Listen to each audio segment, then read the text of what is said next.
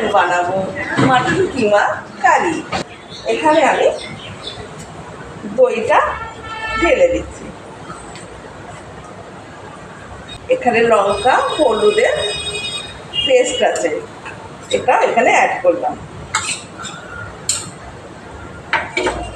এখানে একটু ধনে গুঁড়ো, একটু জিরা,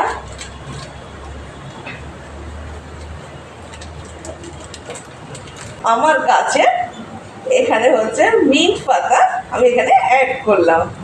কসুরি আর মেথি দিলে না জাস্ট জমে যাবে, তা আমি এই জন্য একটু কসুরি মেথি এখানে দিচ্ছি।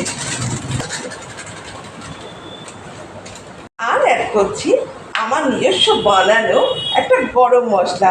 এই গরম মশলাটা বানিয়েছিলাম না, ধনে জিরে মৌরি প্লাস এলাচ লবঙ্গ আর দারচিনি শুকনো লঙ্কা দিয়ে এটা বানানো। এটা সবাই বানিয়ে রেখো, দারুণ টেস্ট হবে। এরকম করে বানিয়ে যে কোনো সময় ইউজ করতে পারো। আর দেবো আদা রসুনের এই পেস্টটা, তেল,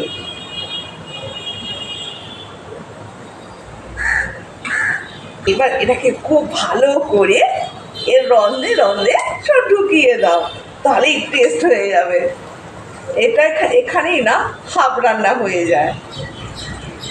আলুগুলোকে ভেজে রেখেছিলাম, এবার আমি আলুগুলোকে তুলে নেব। এখানে তেল নিলাম, এখানে না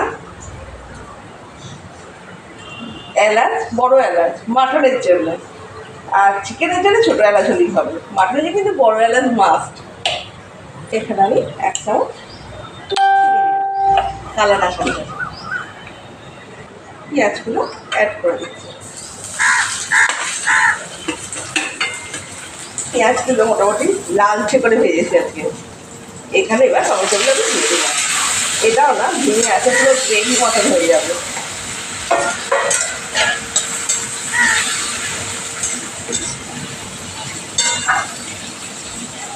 এবার কিমাটাকে দিয়ে দিচ্ছি।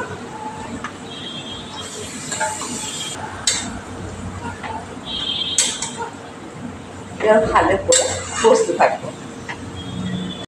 আরেকটা মশলা কথা বলা হয়নি, এখানে আমি আদা আর পেঁপে একসঙ্গে পেস্ট করে রেখেছি, এখানে এটা অ্যাড করে দিলাম।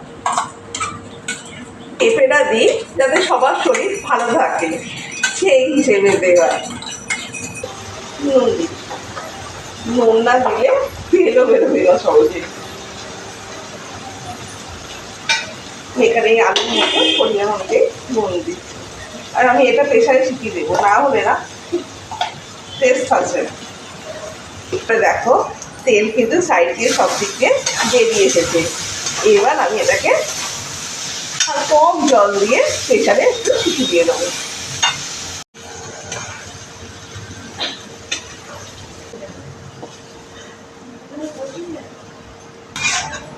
এখানে জলটা অ্যাড করলাম।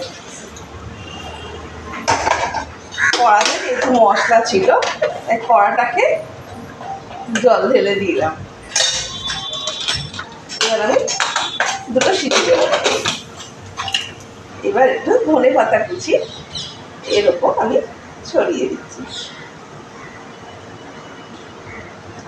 দিয়ে কিছুক্ষণ একটু চাপাতা, তাহলে স্মেলটা হবে। মাটন কিমা কমপ্লিট। নাও যদি কারোর পছন্দ হয় অবশ্যই বলো, লাইক করো, শেয়ার করো, আমাদেরকে একটু দেখো।